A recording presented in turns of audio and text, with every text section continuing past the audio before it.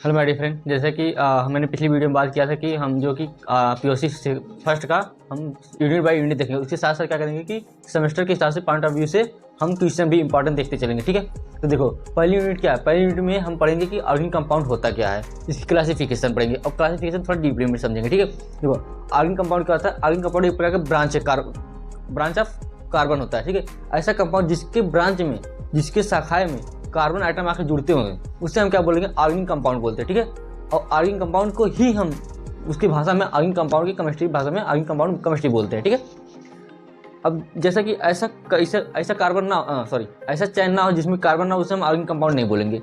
जिसके ब्रांच में, जिसके चैन में कार्बन आइटम आके जुड़ जाते हैं, उसके सराउंडिंग में आके जुड़ जाते हैं, उसे हम ऑर्गेनिक कंपाउंड कहते हैं। ठीक है, अगर इसके डीपली भाषा में हम कहना चाहेंगे, अगर इस डिफरेंस के हिसाब से कहना चाहेंगे, organic compound is those compound they are branch of the carbon item. ठीक है, अब इसकी क्लासिफिकेशन देख लेते हैं।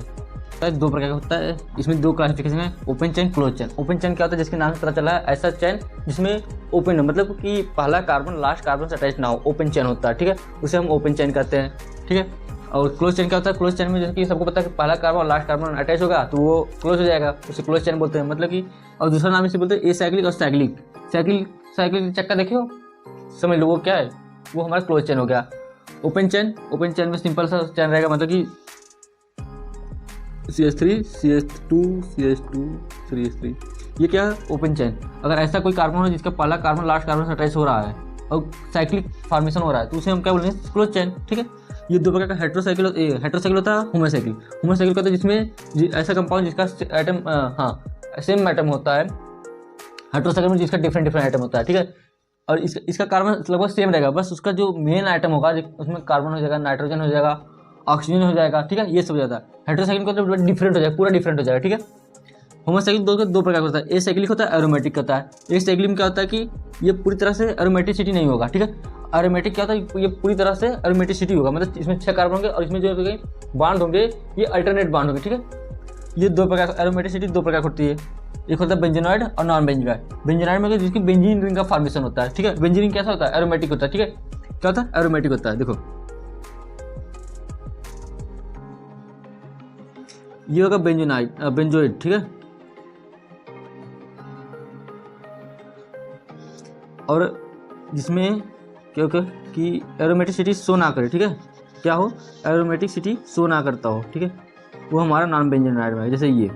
ठीक है, ये एरोमेटिक है लेकिन नॉन बेंजोनाइड है। ठीक है, और देखो एलिसाइक्लिक क्या होता है कि ये एरोमेटिसिटी फॉर्मेशन नहीं करता, मतलब एरोमेटिसिटी का नहीं होता, उसे एरोमेटिसिटी में नहीं आता तो उसे हम एलिसाइक्लिक कहते हैं। ठीक है,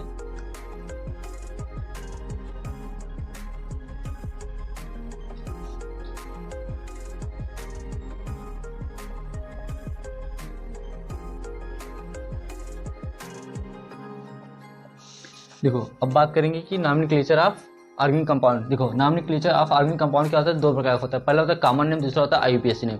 कॉमन नेम क्या होता है, जैसे कि कॉमन नेम से अगर बात करेंगे, जैसे कि हर पर्सन का उसका नाम जो होता है घर में या फिर उसके मोहल्ले में या फिर उसके गाँव में या फिर उसके गली में, शहर में कई नामों से जाना जाता है। लेकिन अगर वो स्कूल में पढ़ता है, वही बच्चा अगर स्कूल में पढ़ता है, कॉलेज में पढ़ता है, कहीं और अन्य जगह पढ़ता है, उसका स्पेसिफिक नाम हो जाता है। ठीक है, तो जो उसके घर या गांव में नाम जाता है उसे हम क्या बोलते हैं, कॉमन नेम, मतलब कि हम लोग जिसे जान सकते हैं।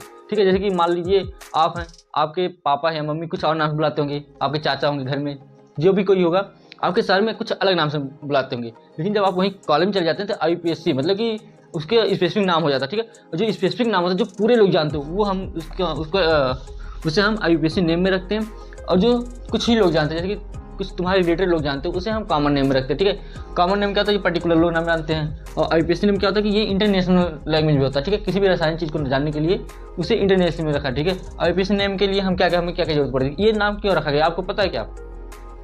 पहले हम IUPAC पूरा नाम जान लेते हैं, क्या होता है कि इंटरनेशनल। ठीक है, आई से इंटरनेशनल यूनियन प्योर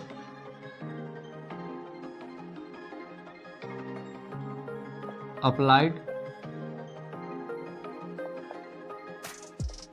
केमिस्ट्री, इसका पूरा नाम होता है। ये क्यों बनाया गया था, ये किस लिए बनाया गया था, देखिए पहले तो इसका सोर्स के लिए बनाया गया था कि ये होता क्या है। ठीक है, दूसरा प्रॉपर्टी के लिए, इसकी डिस्कवरी के लिए, चौथा क्या था, स्ट्रक्चरल ऑफ कंपाउंड।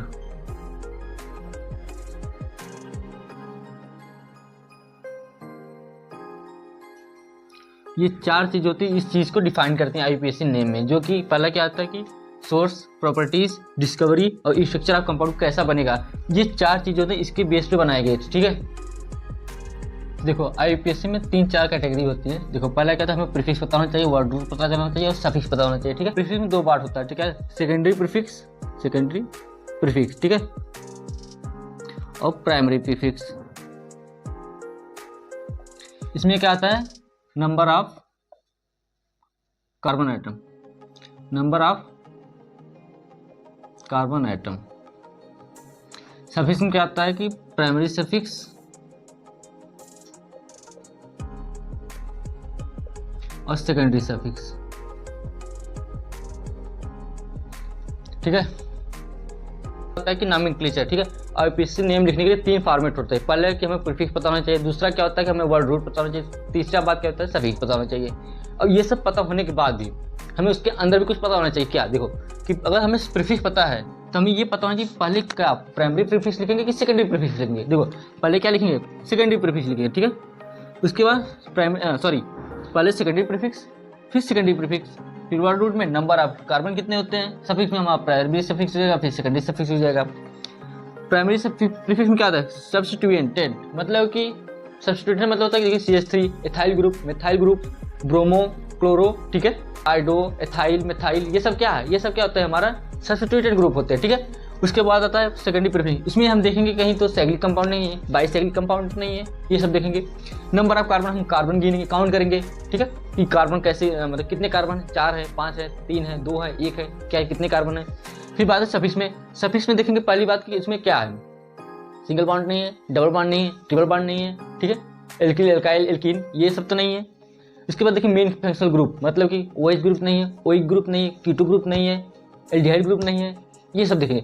अगर इस फॉर्मेट से देखेंगे तो हमें बहुत इजी हो जाएगा किसी भी कंपाउंड का आईयूपीएसी नेम लिखने के लिए, ठीक है, या फिर उसका नॉमेनक्लेचर लिखने के लिए, ठीक है। जैसे कि एक एग्जांपल हम देख लेते हैं, जैसे मान लीजिए ये है CH3 CH2 CH2